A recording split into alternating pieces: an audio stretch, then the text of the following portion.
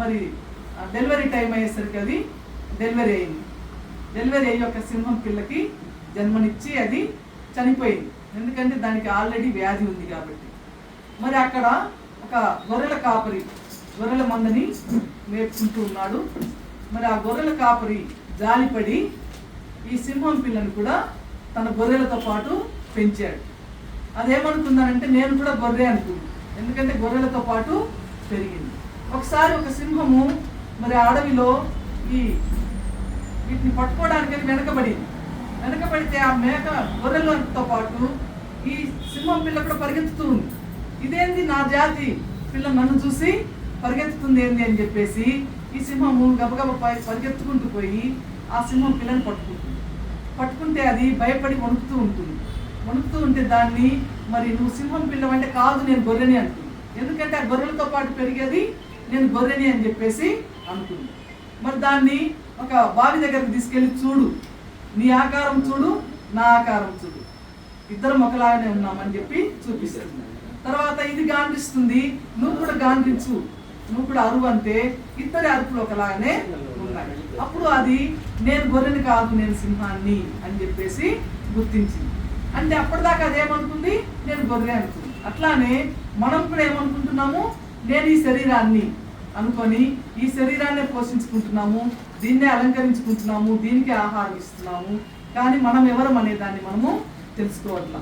మరి పత్రిజీ లాంటి, రమణ మహర్షి లాంటి, రామకృష్ణ పరమహంస లాంటి ఇంకా ఎంతో మంది మహానుభావులు ఉన్నారు. వాళ్ళందరూ వచ్చి మరి నువ్వు ఈ దేహం కాదు, ఈ దేహాన్ని ధరించినటువంటి ఆత్మ పదార్థానివి అనే సత్యాన్ని మనకి తెలియజేశారు. అప్పుడు మనము తెలుసుకున్నాం.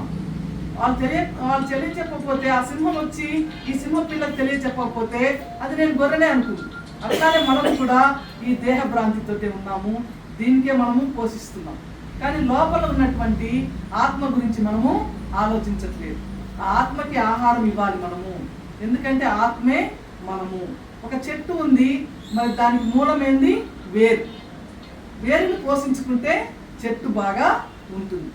ఒక బామ్మగారు ఉంది, ఆమె ఒక తోటను పెంచిందంట.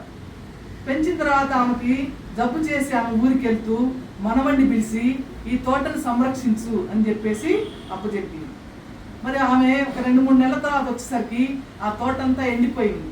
ఆమె చాలా బాధపడిపోయి నువ్వు దీనికి నీళ్లు పెట్టలేదా, మరి దీన్ని ఎందుకు ఈ విధంగా అయింది అని అంటే, ఆ మనవడు ఏం చెప్పాడంటే ప్రతి ఆకుని నేను నీళ్లతోటి తుడిచాను, ప్రతి పువ్వుని తుడిచానని చెప్పాడు. మరి అదేంటి వేరుకి నీళ్లు పోయలేదా అని అడిగింది. అంటే వేరేంటి అని అన్నాడు. అంటే వేరు ఉంటుందనే విషయం కూడా అతనికి తెలియాల. అట్లానే మనకు కూడా లోపల ఒక మనసు ఉంది, ఆత్మ ఉంది అనే విషయం మనకి మహానుభావులు వచ్చి తెలియజేస్తేనే మనకి తెలుస్తుంది. ఆ వేరును పోషించుకోవాలి. అట్లానే మనం కూడా ఈ దేహం కాదు, ఈ మేను కాదు, మేనును ధరించినటువంటి నేను మనము. ఆ నేనును రోజు పోషించుకోవాలంటే మనం ధ్యానం చేయాలి. ధ్యానం చేసి దానికి రోజు మనం ఆహారాన్ని ఇవ్వాలి. Agriculture is the cultivation of land, meditation is the cultivation of mind. అంటే ఈ మనస్సుని మనము కల్టివేషన్ చేసుకోవాలి, అంటే ఈ మనస్సుని శుద్ధి చేసుకోవాలి. ఈ మనసులో అరిషడ్ వర్గాలు, కామ, క్రోధ, లోభ, మోహ, మద, మాత్సర్యాలు, ఈర్ష్య, అసూయ, ద్వేషము, ఎన్నో గుణాలనేవి ఉన్నాయి. వాటన్నిటిని మనము శుద్ధి చేసుకోవాలి.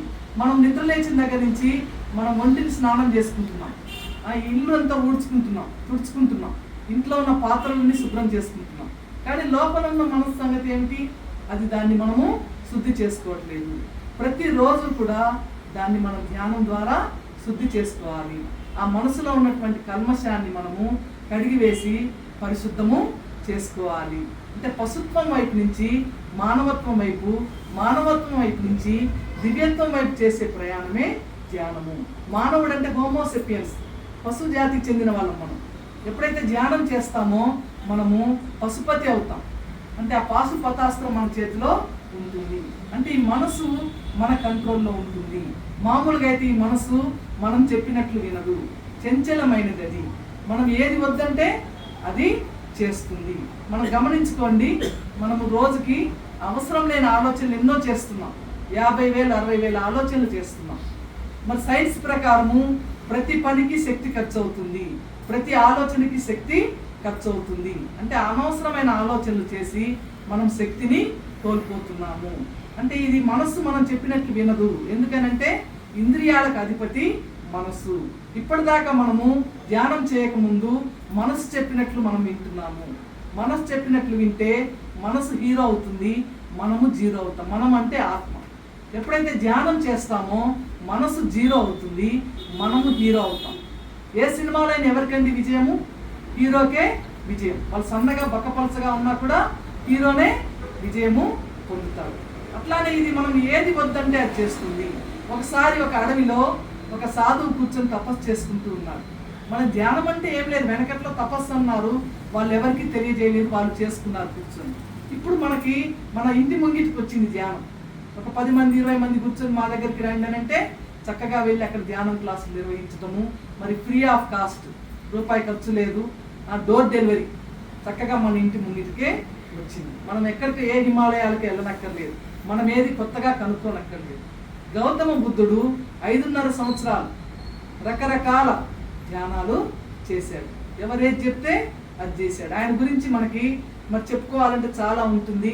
మనకి లిమిట్ టైం కాబట్టి నేను క్లుప్తంగా చెప్తున్నాను. సిద్ధార్థుడు ఆయన పేరు.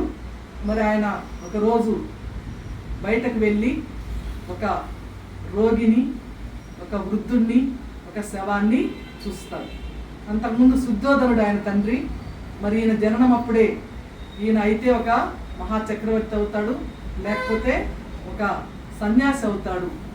అంటే ఇతరులకి ఉపయోగపడేటట్టుగా, ఇతరులకి మార్గదర్శకుడిగా అవుతాడని చెప్తారు. మరి ఆయన చక్రవర్తిగా